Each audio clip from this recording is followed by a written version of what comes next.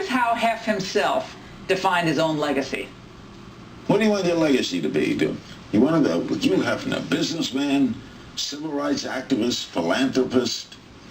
Somebody who played some positive part in the changing social sexual values of my time.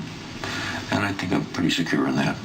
But you don't think that Playboy at all made women objects rather than equals? I think that women, in the best sense, and not in a negative sense, are objects of desire.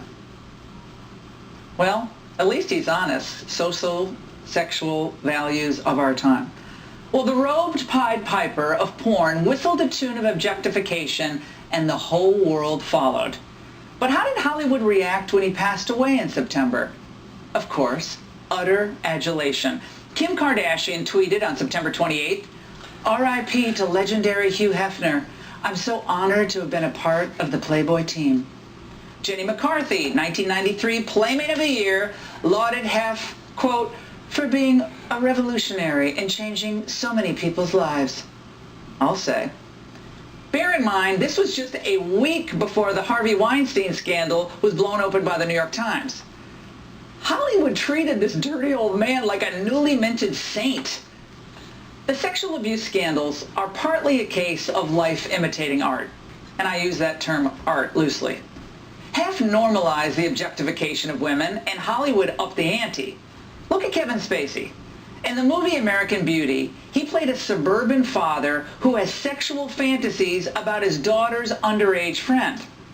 Hollywood was so enamored with his performance that they gave Spacey an Oscar for that role. What was the impact of those images, I wonder? And might they have contributed maybe a little bit to the abuse of underage minors? Or at least made people kind of numb to it? And Hollywood tripped over itself, spending millions of dollars to adapt the so-called mommy porn 50 Shades of Grey series. For those that don't know, those books and films revolve around a young woman who begins a sadomasochistic relationship with a young billionaire.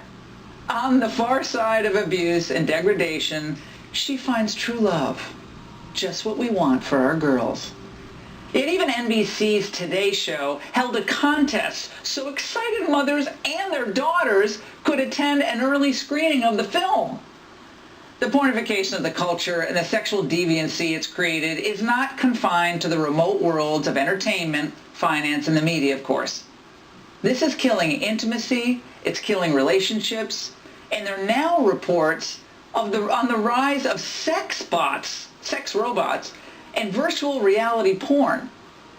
People just won't do real relationships anymore. This is numbing them to what a real relationship is. And my deep concern in all of this is for the children who stumble across a website on their iPad or an image and are quickly transported to a very dark place that could very well destroy their own emotional futures. And that's the angle. Joining us now with reaction from Boston, Dr. Gail Dines, founder and president of The Culture Reframed and author of Pornland, How Porn Has Hijacked Our Sexuality, along with Dr. Karen Ruskin, a marriage and family therapist. It's great to see both of you this Friday night. This explosion of sexual harassment allegations leading the way to more revelations of more depravity, that story about the sex dungeon and the fund manager for George Soros, it's getting more violent, it's getting more depraved if possible, it's getting more depraved, and it's becoming, I mean, you can't even describe this on television. It's so filthy. For young children, my biggest concern is what I'm seeing in front of me is that they are believing that unhealthy relationships are healthy. We're actually transforming what is deemed a loving, healthy relationship between two people and with a family. What used to be considered deviant is now considered acceptable. There's no longer black and white.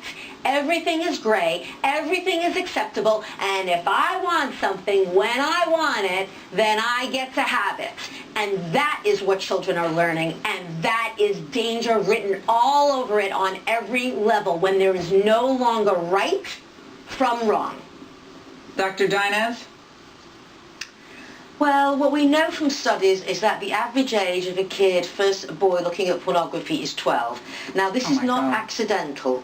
What's happened is that thanks to the free porn business model, which was developed by a group called MindGeek, which is based in Luxembourg, when that made pornography affordable, it made it anonymous, and it made it accessible. The 3 A's that drive demand, and that really took off around 2009. Now, who is going to go to a free porn site? Those who haven't got any money, those who haven't got credit cards, children. So I would really argue that the business model of pornography was to get in the boys around 12 to 14 whose brains are actually hardwired for novelty and risk-taking, because if it's like me giving out cigarettes outside of middle school at 12 years old and going back each day and each day. And what's astounding to...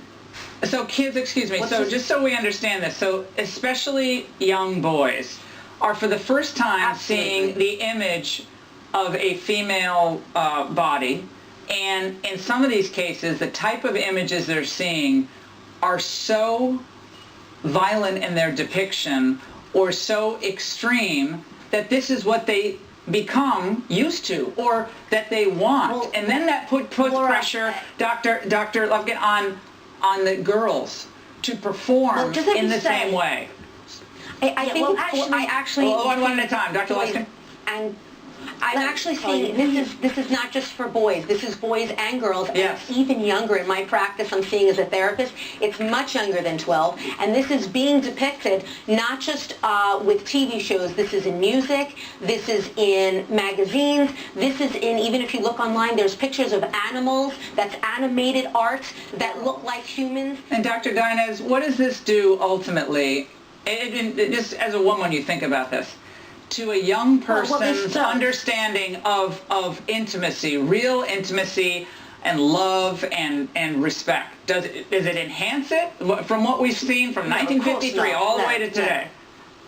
No, what we have to think about pornography today, which is not your father's Playboy. As bad as that was, I mean, really, it's a bit ironic, but I kind of look back with nostalgia at that, because what we have now as mainstream porn is so hardcore that in our father's generation, you had to go to a porn store, know somebody who could get you access to that level of hardcore. That is now mainstream, and that's what I think a lot of people don't understand. They think that maybe boys are looking... Well, Hollywood helped make it mainstream. My point is that Hollywood, media, advertising agencies, the entire media apparatus, books, 50 Shades of Grey, this all helped numb people to this. This mainstreamed the whole thing. And so now we turn around and we're like, oh, how surprising that like teenagers have an explosion in STDs or girls are dressing like little prostitutes. I mean, it's a continuum. It's a continuum. Dr. Ruskin, last word.